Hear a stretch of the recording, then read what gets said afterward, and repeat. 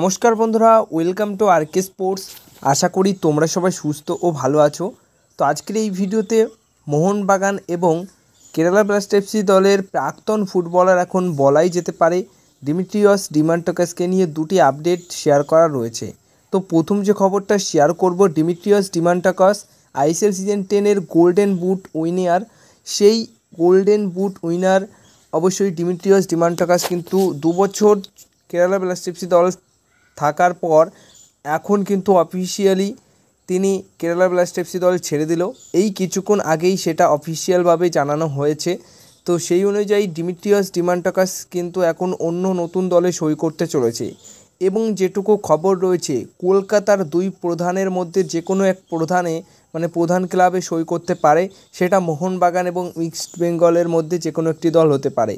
East Bengal FC দলের কিন্তু chance রয়েছে অনেকটাই বেশি, কারণ মোহনবাগান দল কোনোরকমভাবে ডিমিট্রিয়স ডিমান্টাকাসকে নেবার ব্যাপারে কোনোদিনই কিন্তু ছোটেনি বা এগোয়নি, কথাবার্তাও বলেনি, আর ইন্টারেস্টও ছিলই না। কারণ তাদের স্ট্রাইকারের নজরে কিন্তু অলরেডি ডিমিট্রি পেট্রাটাস রয়েছেন, জ্যাসন কামিন্স রয়েছেন এবং জেমি ম্যাকলারেন আসলে সেখানে ডিমিট্রিয়স ডিমান্টাকাসকে নিয়ে কোনো লাভ হবে না, বা তাকে তো খেলাবে কখন বা কীরকম টাইমে গেম টাইম দিতে পারবি, সেটাও একটা বড় বিষয় রয়েছে। তাই এই সব দিক দিয়ে এই পজিশনের প্লেয়ার নিয়ে কিন্তু আর ভাবছেই না মোহনবাগান দল। তারা অন্য পজিশনের প্লেয়ার নিয়ে ভাবছে। সেই মতো ডিমিট্রিয়স ডিমান্টাকাস সই করতে পারেন ইস্টবেঙ্গল এফসি দলে, না হলে আইএসএলের অন্যতম আরও একটি শক্তিশালী দল মুম্বাই সিটি এফসি দলেও সই করতে পারে, এমনটাই কিন্তু খবর রয়েছে। আজ মোটামুটি খুব তাড়াতাড়ি তোমরা জানতে পারবে যে ইস্টবেঙ্গল না হলে মুম্বাই সিটি এফসি দল, এই দুটি দলের মধ্যে যে কোনো একটি দলে অফিসিয়ালভাবে সই করে নিয়েছে ডিমিট্রিয়স ডিমান্টাকাস। এবার সবশেষে যে বিষয়টা শেয়ার করব সেটা হচ্ছে, এশিয়ান কোটার বিদেশি প্লেয়ার না সই করালেও হবে আগামী মরশুমে। এই নিয়মটা তো চালু হয়েছে। তার পাশাপাশি মার্কি প্লেয়ার নিয়ে কিন্তু বড় আপডেটস রয়েছে। যেরকম আগামী মরশুম থেকে এমন দুটি প্লেয়ার এক একটা দলে থাকতে পারে যারা আর কি স্যালারি ক্যাপের থেকে বাইরে থাকবে, মানে স্যালারি ক্যাপের সাথে তাদের কোনো সম্পর্ক থাকছে না। তাদের এক্সট্রাভাবে ম্যানেজমেন্ট কিন্তু স্যালারি দিয়ে সই করিয়ে রাখতে পারে এবং খেলাতে পারে। তো সেটাকে মোটামুটি মার্কি প্লেয়ার হিসেবেই ধরা হয়। তো সেই মতো দুটো মার্কি প্লেয়ার কিন্তু যে কোনো দল রাখতে পারে তাদের দলে।